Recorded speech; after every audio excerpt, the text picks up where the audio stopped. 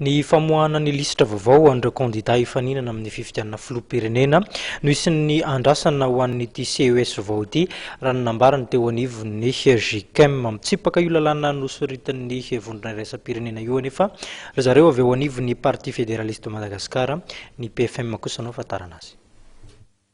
Tsy misy antony tokony hanovana ny lisitry ny kandida hifaninana amin'ny fifidianana hoy Andriamatoa Henri Le Cacheur. Everin'ity mpanao politika ity ihany koa fa tsy hosany hanaisitra ny anaran'ny kandida telo dia Andriamatoa Andry Rajoelina, Ramatoa Laura Valomanana, ny Amiral Dider Ratsiraka ao anatin'ny lisitry ny kandida ho filoham-pirenena mikambana ao anatin'ny CES vaovao. Inona moa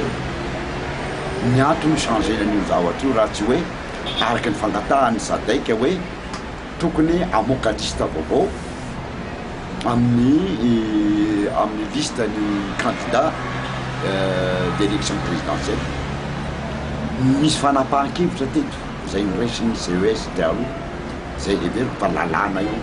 dia soloina indray zao amin'izao fotoana zao ny CES vaovao manontany tena hoe sahanjareo ve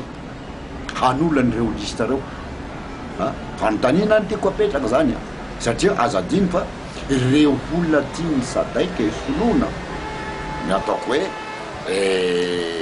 Madame Laura Valomanana, Dider Ratsiraka sy président Rajoelina